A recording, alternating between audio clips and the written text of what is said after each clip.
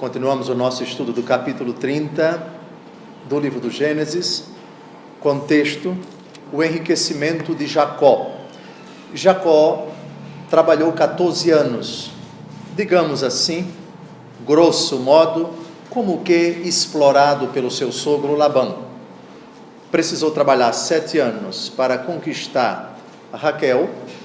Trabalhou, pensava que na noite de núpcias estava dormindo, ia passar a lua de mel, a noite de núpcias com Raquel, mas quem entrou na tenda foi Lia. Ficou indignado quando percebeu que fora enganado.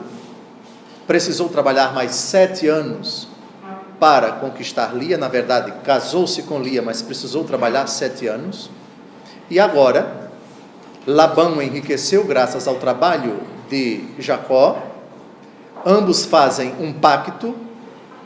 Diga-me quanto você quer para permanecer comigo. Ele pretendia ir embora. Ele disse: eu não quero nada, somente que você faça aquilo que eu vou lhe pedir. E então é o pacto das ovelhas. Ele pretende ficar apenas com as ovelhas mestiças, as malhadas, enquanto que Labão ficaria com as ovelhas puras, ou totalmente brancas, ou totalmente escuras. Labão fica esfuziante com a proposta. Naquele tempo, as ovelhas mestiças eram uma pequena minoria, enquanto que as ovelhas puras eram uma imensa maioria. Só que Jacó põe em prática o seu plano, a questão das treliças, das estacas, que não convém repetir, e ele imagina que o psique das ovelhas macho, cruzando com as ovelhas que contemplam as treliças, as estacas, elas vão acabar gerando ovelhas, crias, não é? Filhotes, mestiços. É o pensamento dele. Na verdade, o plano funciona. Aquilo que ele pretende obtém êxito. Só que isso acontece não por causa do seu plano, mas por disposição de Deus Todo-Poderoso. Repare o versículo 9 do capítulo 31. Capítulo 31, versículo 9.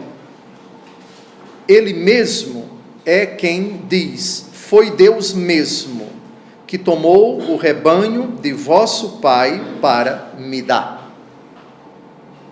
Ele atribui à intervenção divina o milagre da multiplicação, digamos assim, da multiplicação tremenda de crias, de filhotes mestiços.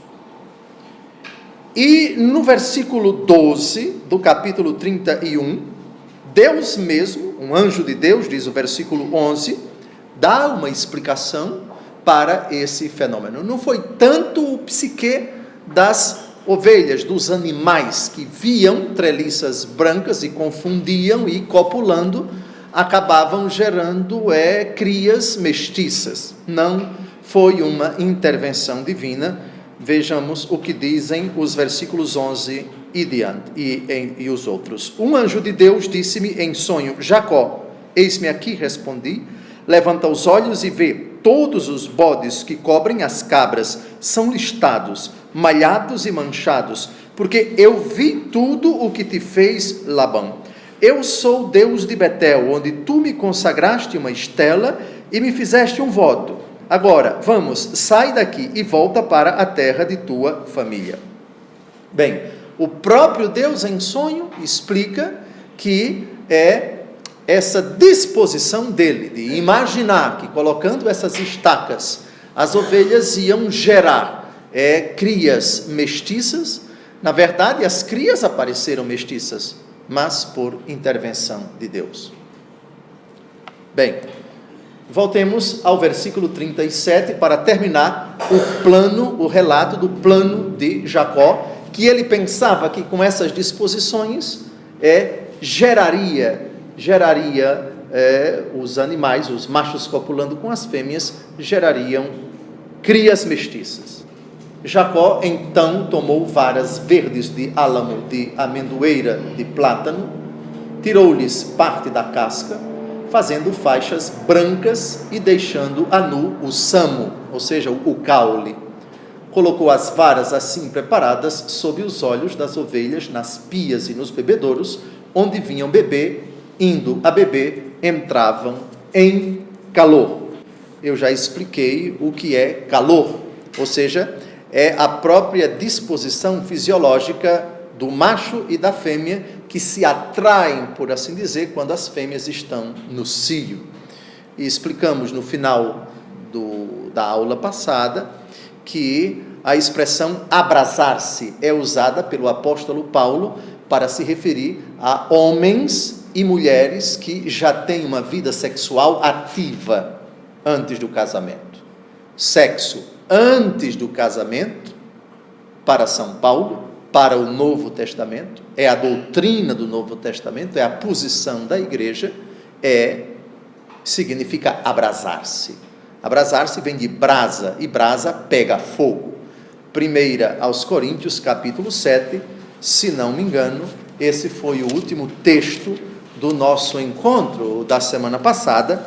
1 aos Coríntios, capítulo 7, versículos de 8 a 9, isso para ilustrar o versículo 38 de Gênesis 30, indo a beber, entravam em calor, ou seja, entravam no processo do cio. No cio, a fêmea, geralmente no mundo animal, exala um cheiro que atrai os machos, e aí se fala em calor. Também o Novo Testamento fala da vida sexual ativa antes do casamento com um verbo muito parecido. Leamos em voz alta, 1 aos Coríntios 7, de 8 a 9. Aos solteiros e às viúvas, digo que lhes é bom se permanecerem assim como eu. Mas, se não podem guardar a continência, casem-se. É melhor casar do que abrasar-se.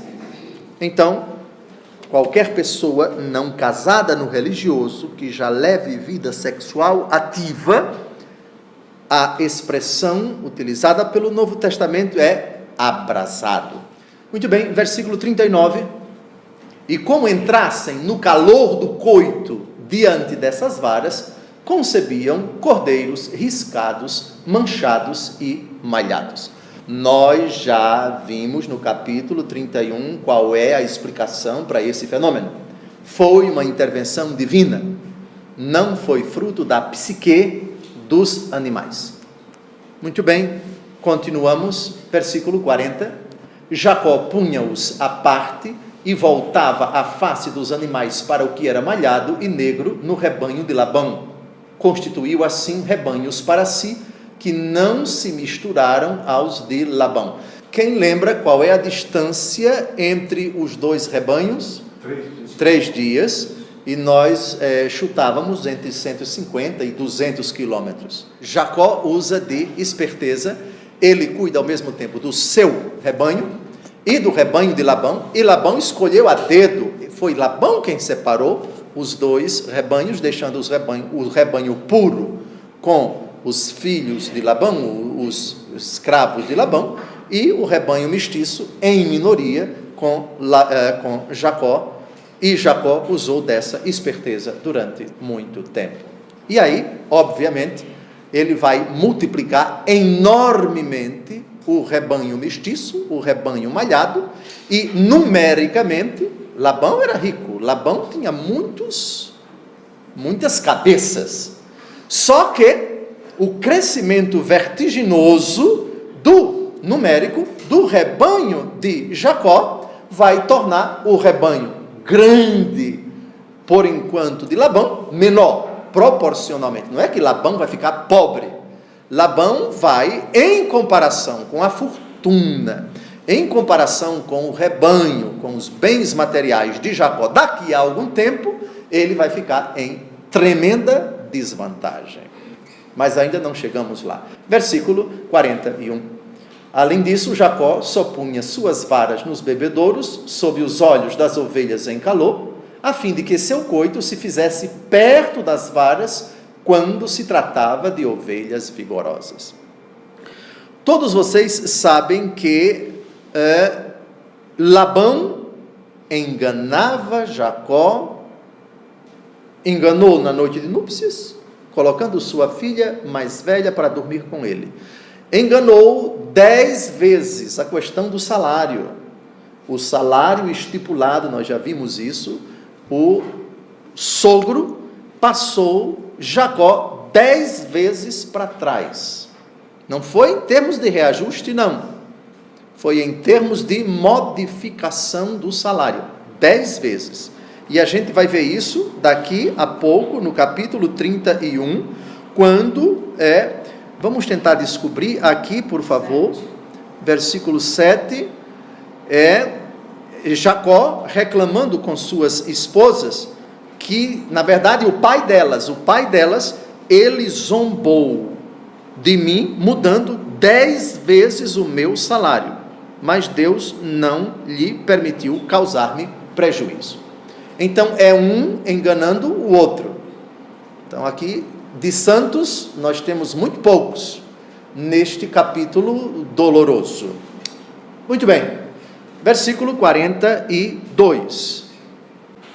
Quando eram fracas, ou seja, as ovelhas, ele não punha as varas, de sorte que os cordeiros raquíticos eram para Labão e os vigorosos para ele. E essa esperteza ele não diz para Labão. Omite. Há uma certa omissão que não é pecado. Por exemplo, você não é obrigado a dizer toda a verdade a quem não tem o direito de sabê-la. Você é obrigado a dizer a verdade a quem tem o direito de sabê-la, mas não é obrigado a dizer a verdade a quem não tem o direito de sabê-la. Se alguma pessoa pergunta sobre a intimidade da casa de vocês e não tem o direito de saber, vocês não são obrigados a responder. Isso não é da sua conta. É uma maneira deseducada, mas se precisar, colocar a pessoa no lugar dela, quando ela tentar entrar naquilo que não é da sua alçada, é bom dar um chega para lá, porque isso não é da conta dela. Mas aqui não, aqui nós estamos tratando de 2 rebanhos bem distintos, bem separados. Aqui é como os italianos dizem, furbizia. Aqui é enganação mesmo, aqui é esperteza mesmo, com o propósito de enganar. A omissão, ela é contrária ao preceito de Mateus, capítulo 7, versículo 12. Por favor, temos que citar esse texto, para que ninguém pense que o que Jacó está fazendo aqui é alguma coisa correta. Não, não é correta. É uma das sentenças mais lapidares de nosso Senhor Jesus Cristo, que qualquer criança já aprende nos primeiros anos de vida, e certamente todos vocês ouviram isso de seus pais, e os pais aqui presentes certamente já disseram para os seus filhos em tenra idade esse preceito que está como que impregnado na natureza humana. Vamos ler em voz alta. Tudo o que quereis que os homens vos façam, fazei-o vós a eles. Esta é a lei e os profetas. É a chamada regra de ouro. Se você não quer que as pessoas enganem você, não engane as pessoas. E se você quer que as pessoas sejam honestas com você, seja honesta com as pessoas. Aqui nós temos Labão sendo enganado por Jacó. Se bem que a recíproca também já aconteceu. E é no final do capítulo 31, que a gente vai perceber também que Jacó enganou Labão, fingindo que não ia fugir, quando na verdade pretendia fugir, mas da fuga de Jacó vamos tratar no capítulo seguinte. Então, fingimento, hipocrisia e enganação, lamentavelmente, temos essas fraquezas nesse relato doloroso. Muito bem, versículo 43, E com ele nós terminamos o capítulo 30. Este homem tornou-se assim extremamente rico e teve muitos rebanhos, escravas e escravos, camelos e jumentos. Vejam que ele se tornou extremamente rico sem roubar nada de Labão. Só que não roubou, mas omitiu aquilo que Labão deveria saber. Essa furbícia do versículo 42, do versículo 41, do versículo 40 e assim por diante. Então, o que é que nós temos aqui? Nós temos um homem que em 20 anos praticamente trabalhou para o seu sogro, 7 para conquistar Raquel, 7 por causa de Lia, e mais 6 anos nesta paciente atividade, e conseguiu reverter o quadro. Devia ser, pelo menos o texto revela, um rapaz muito sagaz, que conhecia profundamente o rebanho, portanto, da pecuária, era um profundo conhecedor, pelo menos da criação de ovelhas, do rebanho que ele cuidava muito bem, e se tornou, vejam a expressão, extremamente rico. Detalhe, ele fugiu de Betsabeia por causa do problema de Esaú e deixou o pai, e ele vai voltar ainda, vai ver o pai vivo. Rebeca, a mãe é que ele não vai ver mais, a mãe vai morrer nesse ínterim, porque ela não vai aparecer mais, não vai ser citada, mas o pai ficou extremamente rico, e lembrem-se, ele roubou o direito de primogenitura do seu filho, do seu irmão, quando ele voltar para Betsabeia, e vai voltar extremamente rico, olha o texto, versículo 43, e já vai encontrar toda a fortuna do pai para si. O curioso é que Esaú, que foi deserdado, vai encontrar o irmão, vão se abraçar, vão se reconciliar, uma surpresa para ele, e ele também vai estar extremamente rico. Mas ainda não chegamos lá. E assim terminamos o capítulo 31. O capítulo 30, perdão. Vamos começar o capítulo 31 com uma constatação. Constatação que nada mais é que pura inveja. Já definimos com Santo Tomás de Aquino a inveja. Vocês memorizaram a definição? O que é inveja para Santo Tomás de Aquino? Inveja é a tristeza pelo bem alheio, acompanhada do desejo que esse bem seja destruído. É uma coisa horrorosa, né? Você sente tristeza pelo sucesso do outro, pela conquista do outro, pelo crescimento do patrimônio do outro, e deseja que isso seja destruído. No caso aqui, já que ele cresceu mais do que o nosso pai, vamos então fazer guerra contra ele. E detalhe, tudo família. E detalhe, Jacó é casado com as 2 filhas de Labão. Uma situação muito triste.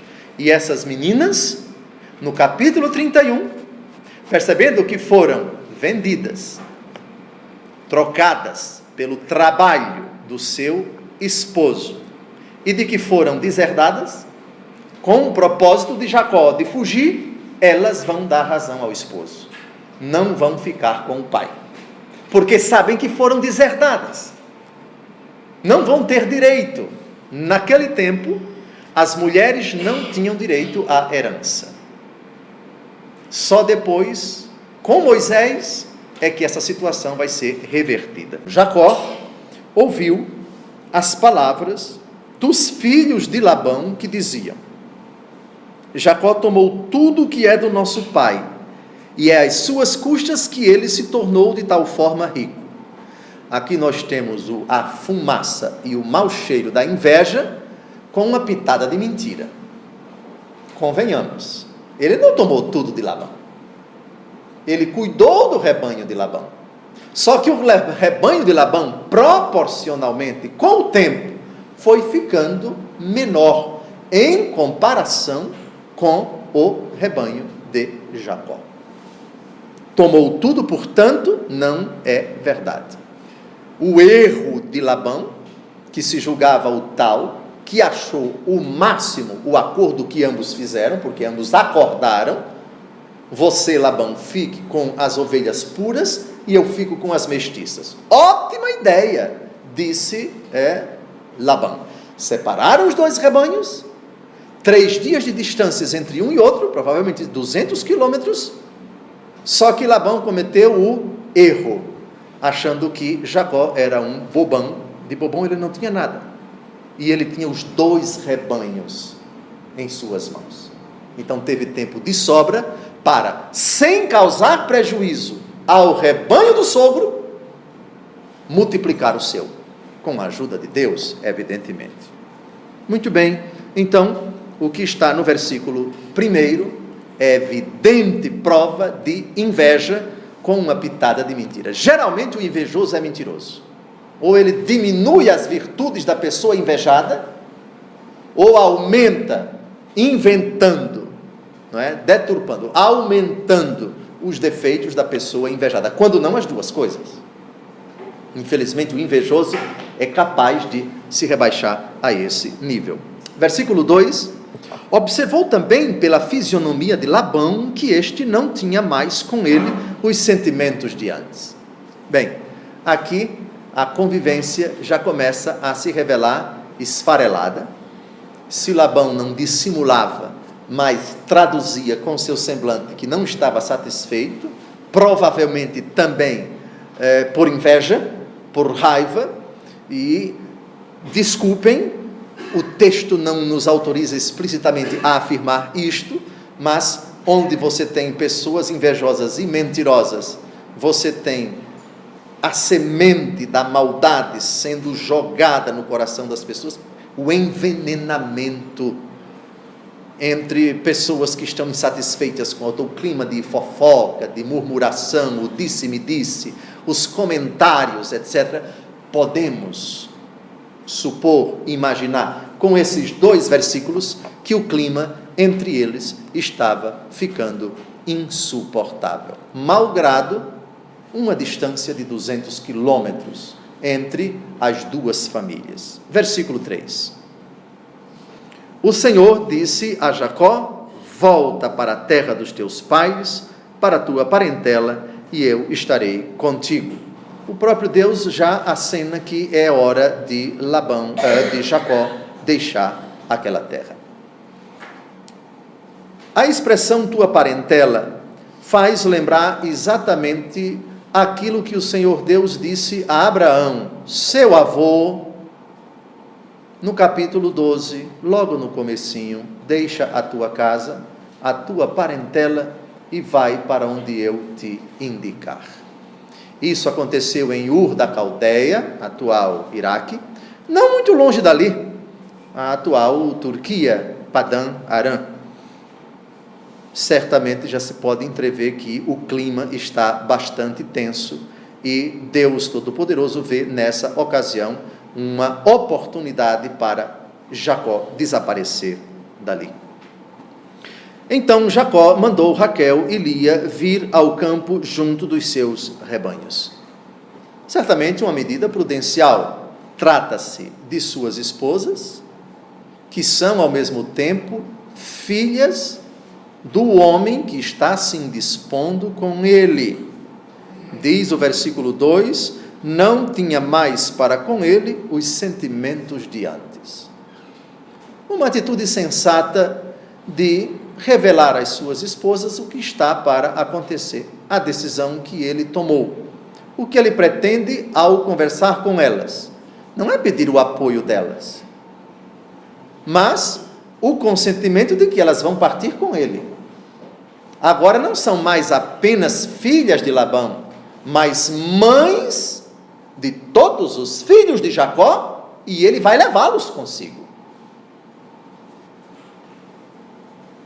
Versículo 5: vejo, disse-lhes ele, pelo semblante de vosso pai, que ele não é mais para comigo o mesmo que antes, mas o Deus de meu pai está comigo. Sem comentários, avancemos. Sabeis que servi a vosso pai o melhor que pude. aqui para nós, e é verdade, não foram apenas 14 anos, 7 por causa de Lia e 7 por causa de Raquel, mas mais 6, e com a anuência de Labão. Labão que consentiu, separou os 2 rebanhos, mas confiou o rebanho dele para Jacó. E Jacó, rigorosamente falando, não causou prejuízo ao rebanho de Labão, cuidou do rebanho de Labão, só que usou de esperteza e multiplicou o seu. Não causou nenhum prejuízo, não cometeu, portanto, nenhum dano ao patrimônio físico, no caso, os animais, de seu sogro. Ele não mentiu aqui no versículo 6. Enquanto ele zombou de mim, mudando 10 vezes o meu salário, mas Deus não lhe permitiu causar-me prejuízo. Vejam como ele cita Deus, tanto no versículo 6, como no versículo 7.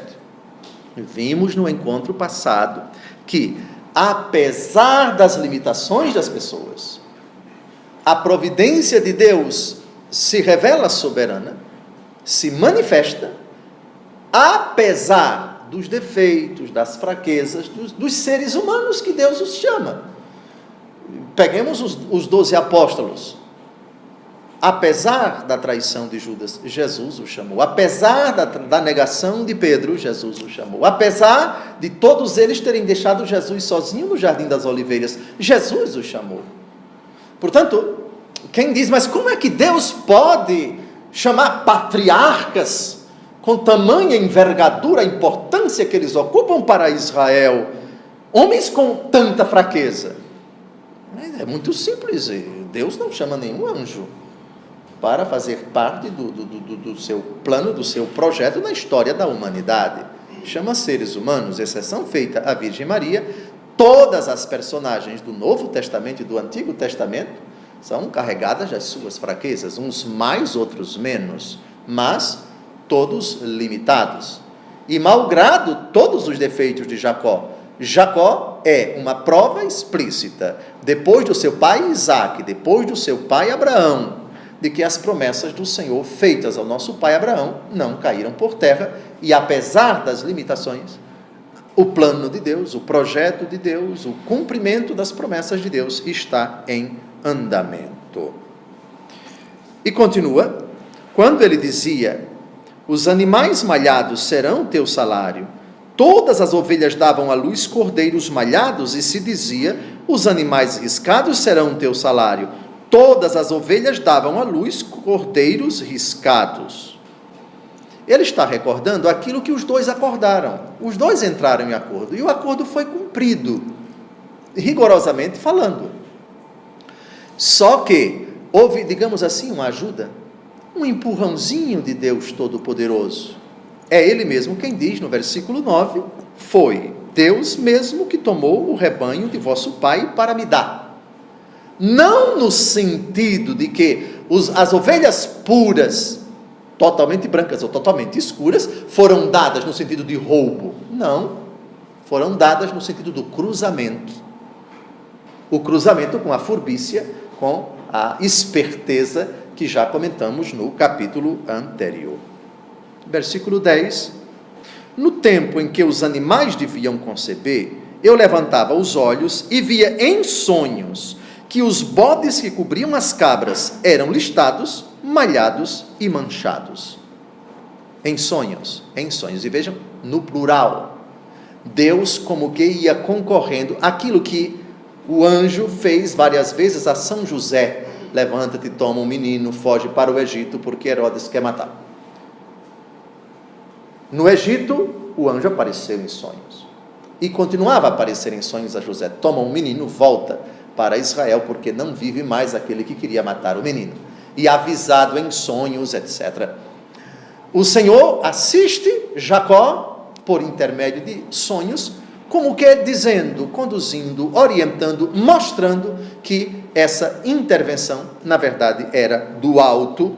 Vejam, versículo 11, com todas as letras, um anjo de Deus disse-me em sonhos, no plural, Jacó, eis-me aqui, respondi, levanta os olhos e vê, todos os bodes que cobrem as cabras são listados, malhados e manchados, porque eu vi tudo o que te fez Labão.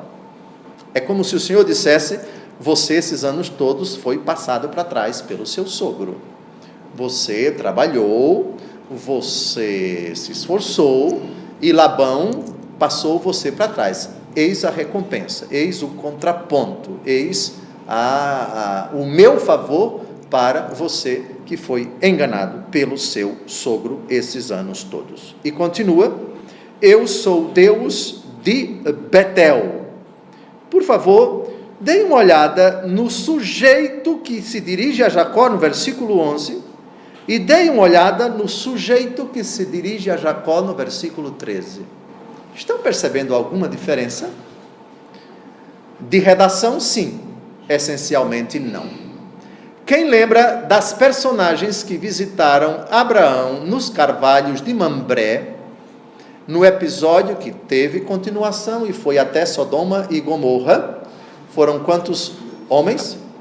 Foram três. Só que um permaneceu dialogando com Abraão, a intercessão, não é? Por Sodoma e Gomorra, e 2 se dirigiram a Sodoma e Gomorra. Essas 3 personagens, a tradição da igreja interpreta como uma possível alusão à Santíssima Trindade. Vejam, os padres da igreja também veem aqui, entre o versículo 11 e o versículo 13, um anjo de Deus. A expressão anjo aqui deveria ser interpretada, segundo eles, no sentido mais amplo, de um mensageiro de Deus, mas dado que aquele que fala no versículo 11 é o mesmo que fala no versículo 13, estaríamos então diante da segunda pessoa da Santíssima Trindade, o próprio Jesus Cristo, falando no versículo 11, já que o mesmo autor do verbo do versículo 11 é o mesmo que fala no versículo 13. Eu sou Deus de Betel, onde tu me consagraste uma estela e me fizeste um voto. Agora vamos, sai daqui e volta para a terra de tua família.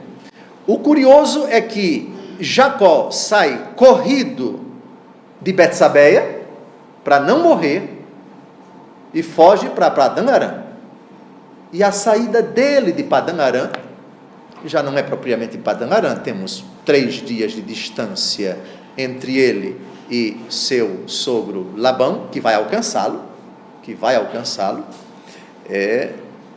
vai sair também corrido.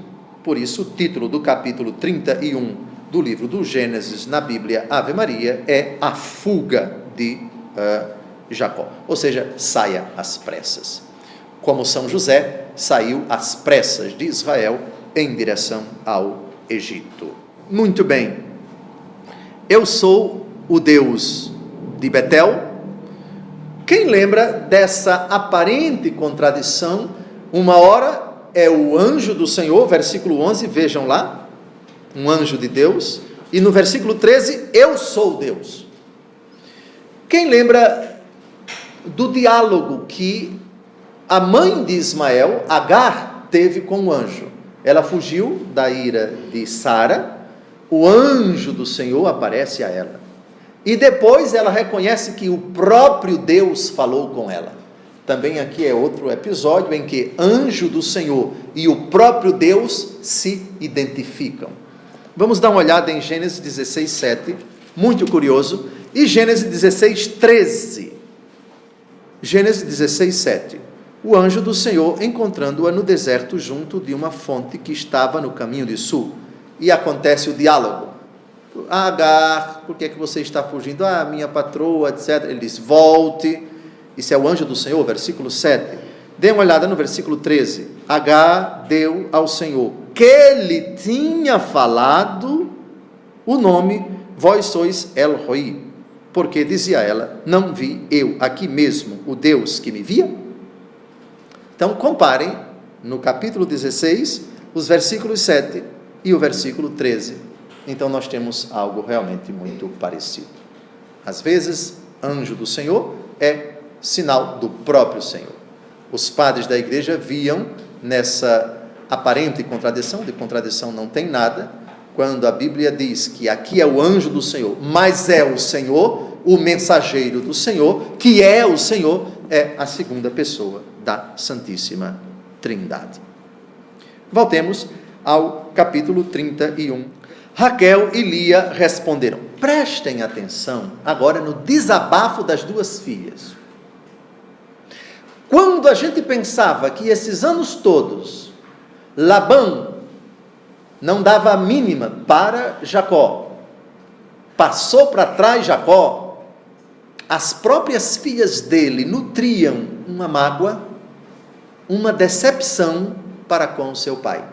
E aqui vão dar razão ao seu marido. Continuemos o texto. Raquel e Lia responderam. E resta-nos, porventura, ainda alguma parte de herança na casa de nosso pai? Lia e Raquel não receberiam a herança do seu pai. Suas riquezas dependeriam de estarem casadas com Jacó. Aqui elas colocam de lado, por assim dizer, é sangue, é família. Oh, meu pai é tudo. Não. Aqui não. Aqui elas pensaram como pessoas com os pés no chão, como se diz na minha terra. As mulheres na antiguidade não recebiam herança. Só posteriormente, em Israel, as mulheres podiam ser herdeiras, mas somente se permanecessem em sua tribo de origem, casando com homens da mesma linhagem. E provo com um texto do livro dos Números.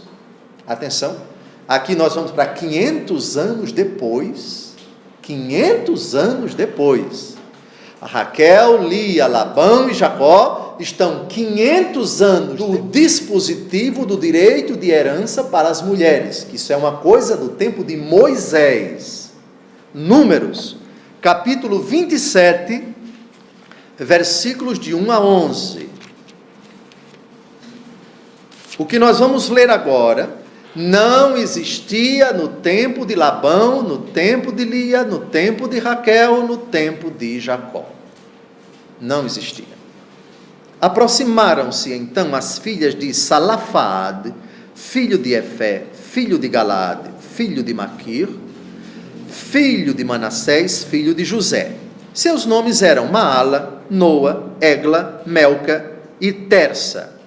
São as primeiras mulheres que se unem para, digamos assim, reivindicar aquilo que não existia. E isso vai ser uma mudança tremenda, viu?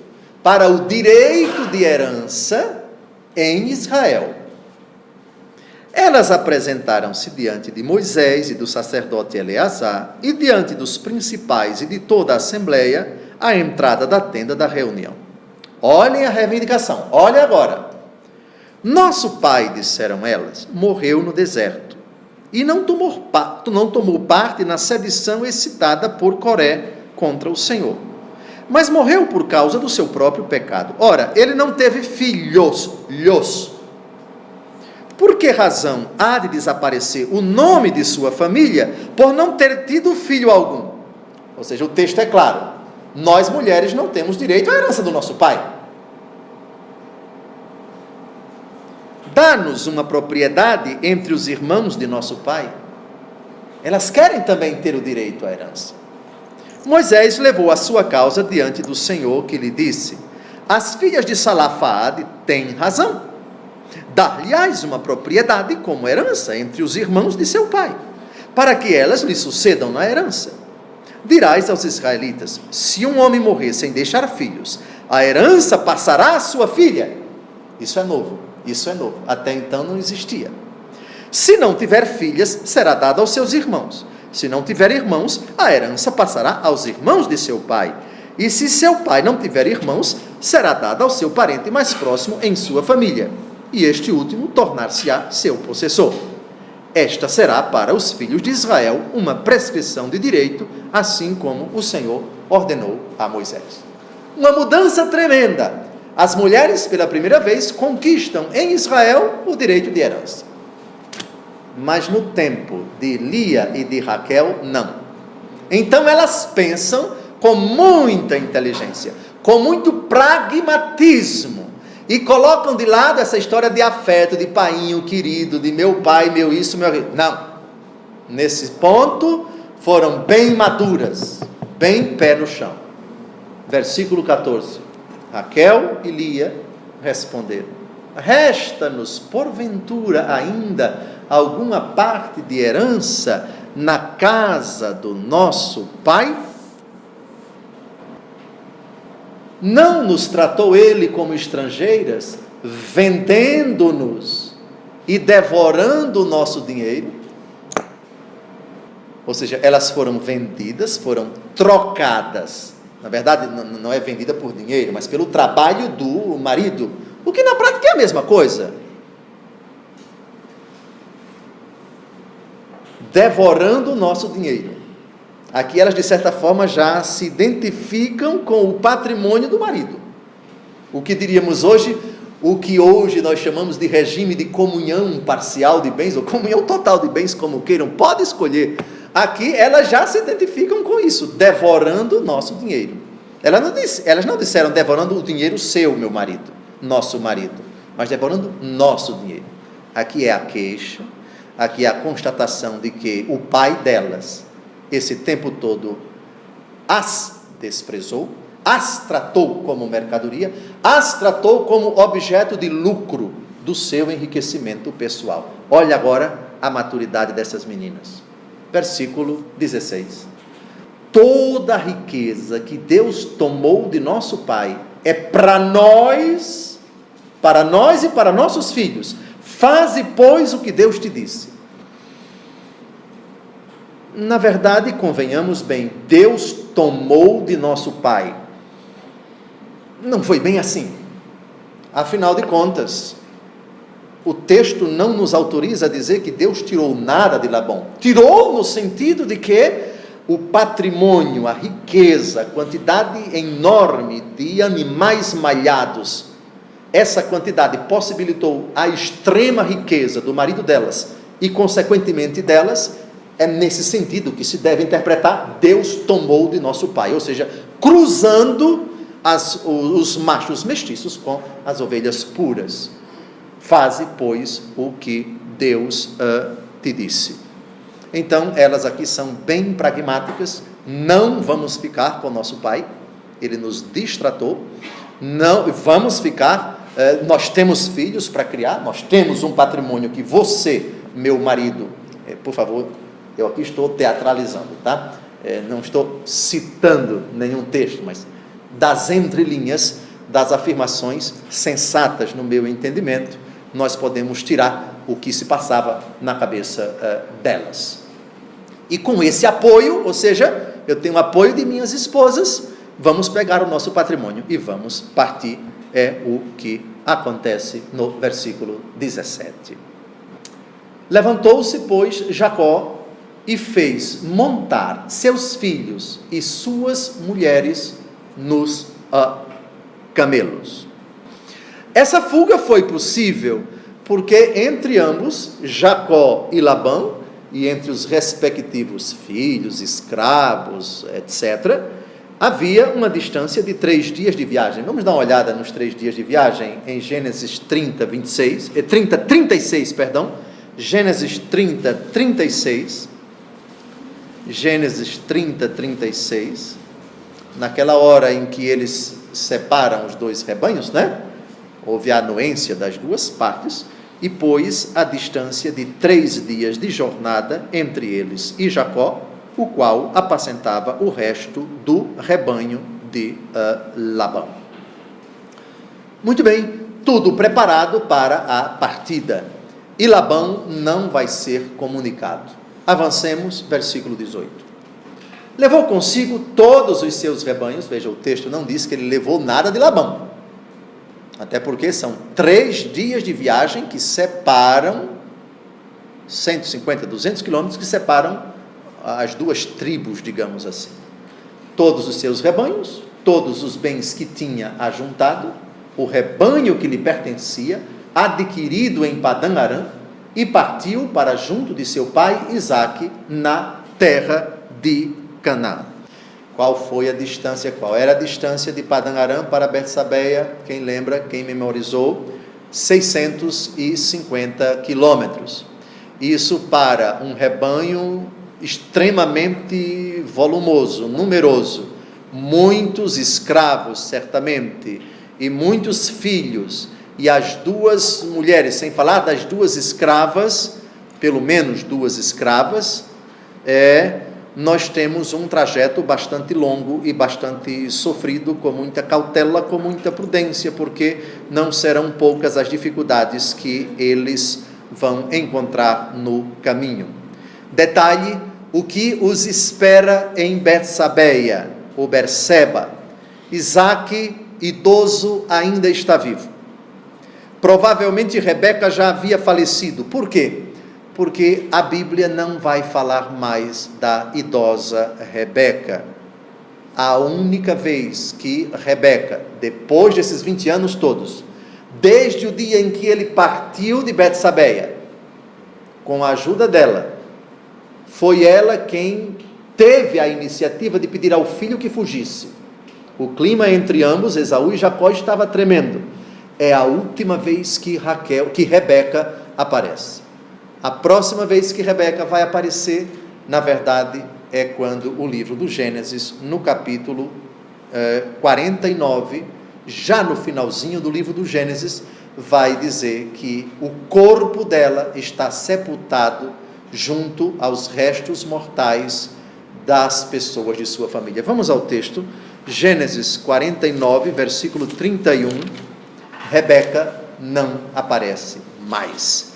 Então, ela morreu nesse ínterim, durante esses 20 anos, em algum momento desses 20 anos que o seu filho, que ela trabalhou tanto para enganar seu esposo, obtivesse, roubasse, não tem outro verbo, usurpasse o direito de primogenitura de Esaú.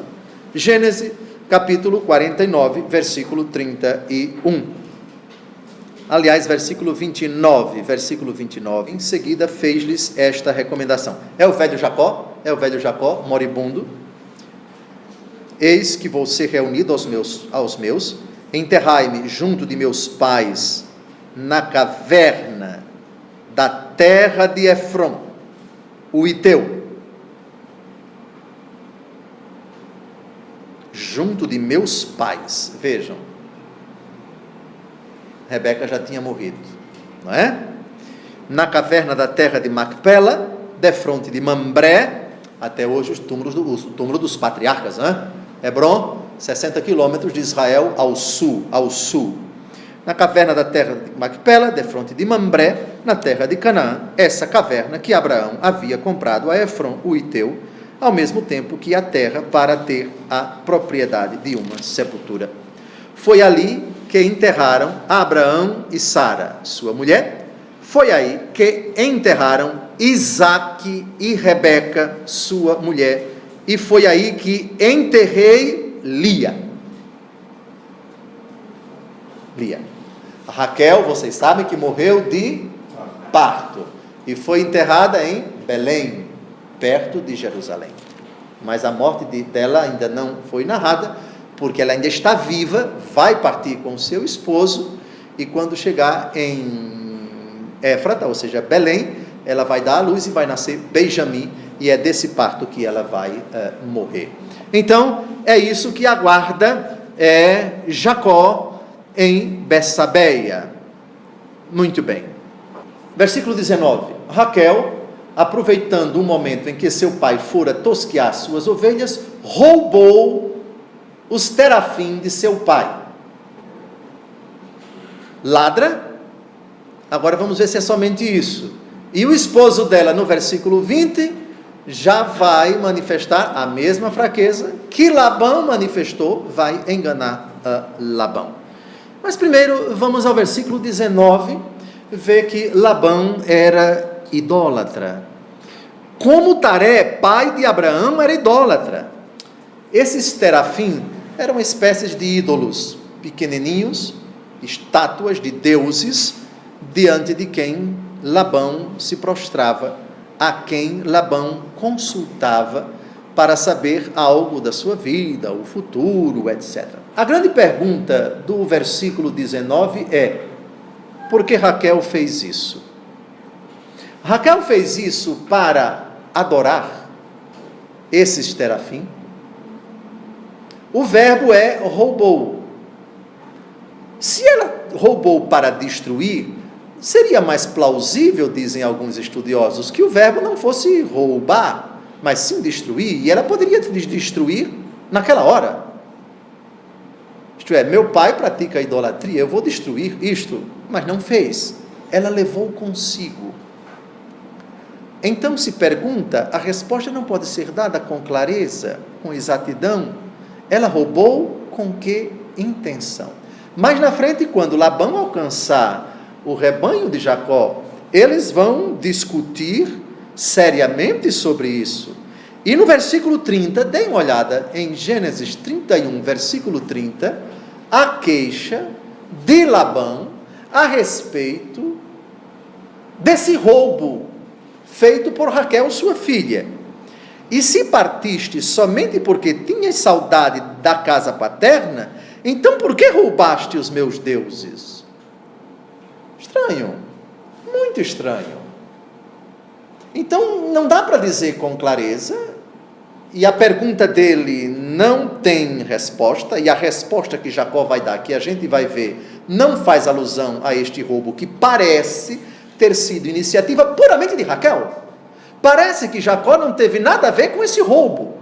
Raquel, aproveitando o momento em que seu pai fora tosquear suas ovelhas, roubou os terafim de seu pai. E vejam que o versículo 20 não tem muita relação com o que aconteceu no versículo 19.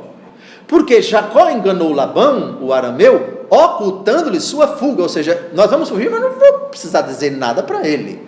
O engano foi em não ter se despedido dele. Eu vou partir, não vou dar a mínima satisfação para esse homem. Já tenho o consenso, já tenho a aprovação das minhas esposas, e vou partir e vou embora. Então, permanecerá sempre uma interrogação, por que Raquel fez isto? Roubou. Seria uma forma de ajudar ao pai, que ainda não tinha a fé dela e do seu esposo, portanto a fé no verdadeiro e único Deus, o Deus de Abraão, o Deus de Isaque e o Deus de Jacó. Lembrem-se que nosso Senhor Jesus Cristo utiliza essa expressão, o Deus de Abraão, o Deus de Isaque, o Deus de Jacó. Estamos tratando aqui de Jacó. A fé de Jacó é a fé de Raquel. Questionar se Raquel ainda não tinha a fé verdadeiramente depurada, pura, cristalina, genuína, a fé autêntica, que exclui qualquer possibilidade de idolatria, a discussão está aberta. Porque o verbo aqui é roubou. Está bem? Está bem. Lembro a vocês todos que essa fraqueza de Labão, irmão de Rebeca, foi a fraqueza de Taré, pai de Abraão. Abraão acreditou no verdadeiro Deus. O Deus dos muçulmanos, o Deus dos judeus, o Deus dos cristãos é o Deus de Abraão. É o único Deus. Ouve, ó Israel, o Senhor nosso Deus é o único Senhor. E com esse texto de Josué, capítulo 24, versículo 2, a gente termina o encontro de hoje, porque vamos chegar já a quase 1 hora do nosso estudo. Josué 24, versículo 2, e Josué disse a todo o povo: eis o que diz o Senhor, Deus de Israel, outrora vossos ancestrais, Taré, pai de Abraão e de Nacor, habitavam além do rio e serviam a deuses estrangeiros. Parece que Labão conservava pelo menos alguns vestígios, se era superstição, não sabemos, se era ainda a idolatria no sentido rígido, preciso do termo, também não sabíamos. O fato é que ele se sentiu incomodado com esse roubo e vai, quando alcançar Jacó, reclamar: porque foram roubados os meus deuses, os meus deuses. Isso é uma prova inequívoca de que ele praticava a idolatria.